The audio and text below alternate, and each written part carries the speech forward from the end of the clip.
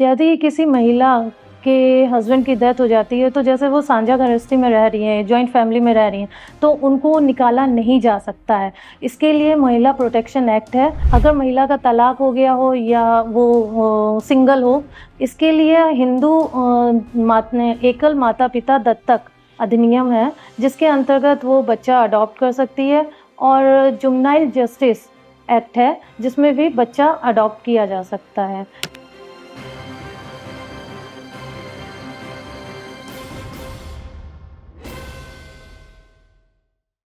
नमस्कार, स्वागत है आपका कानून जानिए अधिकार जानिए के शो में। आज हमारे साथ एडवोकेट मोनिका द्विवेदी जी हैं। तो केस में क्या हुआ कि लड़का लड़की प्यार करते थे, बाकी वो अडल्ट नहीं थे। हाँ। तो वो दोनों मतलब शादीशुदा भी नहीं थे। हाँ। भाग कर आ गए। बाद में पता चला कि लड़की प्रेग्नेंट है और वो लड़की का उम्र 17 है। तो अब वो क्या कर सकते, क्या है उनके पास राइट्स, क्या है मतलब हेल्थ प्रॉब्लम या फिर क्या क्या हो सकते हैं उनके साथ? देखिए, 17 साल हमारे देश में शादी की एज तो नाबालिग है। 18 साल की एज लड़की की होनी चाहिए और 21 वर्ष की आयु लड़के की होनी चाहिए। उस हिसाब से अगर दोनों ही नाबालिग हैं, तो ये प्रेगनेंसी अगर कंसीव हो गई है, तो 24 वीक्स लड़की के पास होते हैं कि वो चिकित्सा मदद लेके इसको समाप्त कर सकती है। इसके लिए उसे ना अपने माता-पिता से कोई भी राय लेने की ज़रूरत है या परमिशन की ज़रूरत है, ना ही लड़के से। दूसरी चीज़, उसके पास ये ऑप्शन है कि अपनी एज का टाइम ले और इसको शादी कर ले। उसको भी, बच्चे को वो रख भी सकती है उसको, और क्योंकि अब वो लिव इन में रहने लग गई है, तो बच्चे को वो रख भी सकती है और एज आने पे अपनी शादी भी कर सकती है।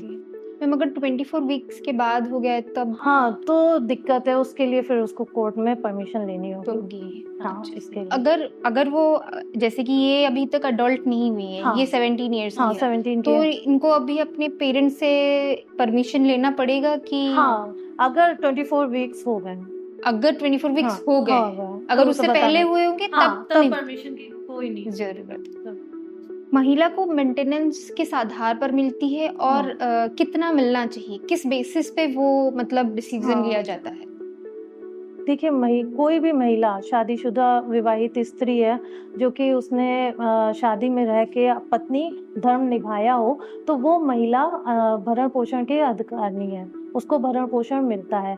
अब ये किस आधार पे मिलता है, तो उसके लिए चाहिए होता है कि उसका जो हस्बैंड है, वो क्या अर्न कर रहा है। अगर कोर्ट में ये दिखा देते हैं कि लगभग उसकी आय 60,000 है, तो उस हिसाब से 30% उसका होता है। ये कई सारे हर केस में ये डिफरेंट तरीके से देखती है कोर्ट।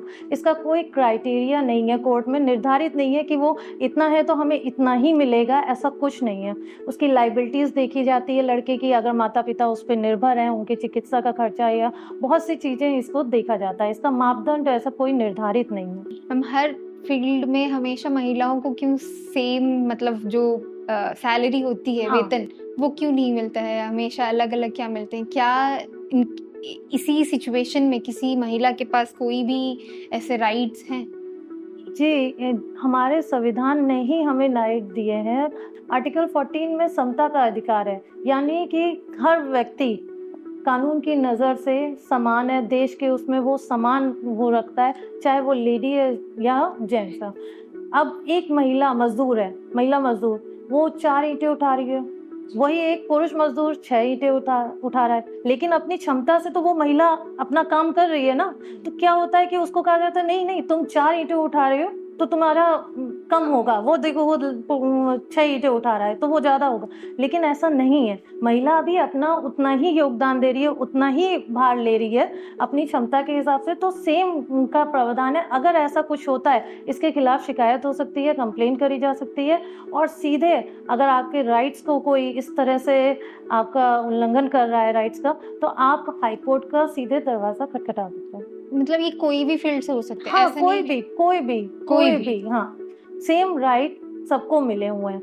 कानून की नज़र में सब समान है, किसी में भी भेदभाव नहीं होता है इसमें।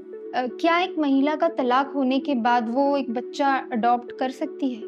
जी, अगर महिला का तलाक हो गया हो या वो सिंगल हो, इसके लिए हिंदू एकल माता-पिता दत्तक अधिनियम है जिसके अंतर्गत वो बच्चा अडॉप्ट कर सकती है, और जुवेनाइल जस्टिस एक्ट है जिसमें भी बच्चा अडॉप्ट किया जा सकता है इसके द्वारा। इसमें ऐसा कोई भी नहीं है कि उसको विवाहित होना चाहिए, एकल उसमें वो अडॉप्ट कर सकते हैं। बस इसमें ये देखा जाता है कि वो मेंटली साउंड फिट हो, मतलब कि वो स्वस्थ दिमाग के हो, और फाइनेंशियली उन बच्चे को पालने के लिए उनके पास इतना फंड होना चाहिए कि वो बच्चे की सारी ज़रूरतें उसके कल्याण के लिए कर सके, पूरा कर सके। अगर उनकी शादी हुई थी और कुछ महीनों बाद या सालों बाद उनके पति का देहांत हो गया, तो वो क्या वो ससुराल में रहेंगी या उनको फिर से वापस अपने घर वालों के पास जाना पड़ेगा? क्या है उनके वहाँ पे राइट्स? यदि किसी महिला के हस्बैंड की डेथ हो जाती है, तो जैसे वो साझा गृहस्थी में रह रही हैं, जॉइंट फैमिली में रह रही हैं, तो उनको निकाला नहीं जा सकता है। इसके लिए महिला प्रोटेक्शन एक्ट है जिसको घरेलू हिंसा प्रोटेक्शन भी बोलते हैं, घरेलू हिंसा अधिनियम बोलते हैं।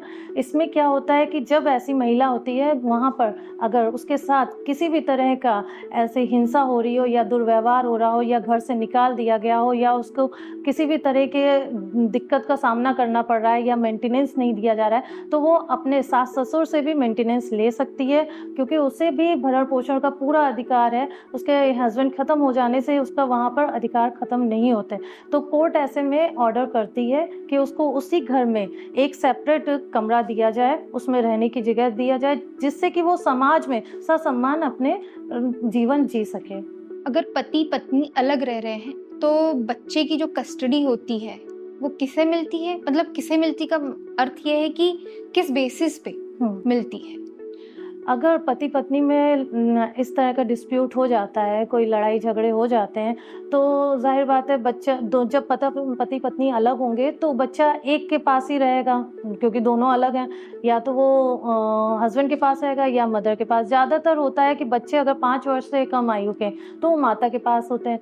अगर उससे ऊपर की आयु के हैं तो पिता उसके लिए गार्जियन वार्ड एक्ट में मुकदमा दाखिल कर सकता है फैमिली कोर्ट में, जिसमें कि उसे विजिटेशन राइट मिलता है, मिलने का मिलता है, और कोर्ट ये डिसाइड करती है कि बच्चे का कल्याण किसके साथ रहने में। तो कोर्ट इन सब चीज़ों को देख के वो डिसाइड करता है कि बच्चा किसके साथ रहेगा। तो कभी कभी वो भी होता है कि कस्टडी पिता को मिल जाती है। हाँ, अगर 2 बच्चे हैं तो कभी कभी कोर्ट क्या करती है कि एक की कस्टडी पिता को दे देती है, एक की कस्टडी माता को दे देती है। ज़्यादातर ये केसेस थोड़े माता की ओर ज़्यादा झुके होते हैं, क्योंकि लेडीज हैं। माता अगर उनका जो भी उनकी माँ होगी, उनका अगर देहांत हो गया होगा तो कस्टडी किस तरफ जा सकती है? अगर उनके माँ जो महिला होंगी, मतलब उनकी जो माँ होंगी, उनके अगर पापा मम्मी बच्चे होंगे या वो। देखिए, पहले तो जो नेचुरल गार्जियन है कस्टडी उनको जाएगी, क्योंकि माता पिता में से अगर कोई जीवित है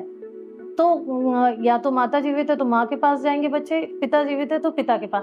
सेकंड में आते हैं कि नाना नानी दादा दादी, सेकंड के उसमें आते हैं। तो अगर इन दोनों में से जीवित है तो वो उन्हीं के पास बच्चे जाएंगे।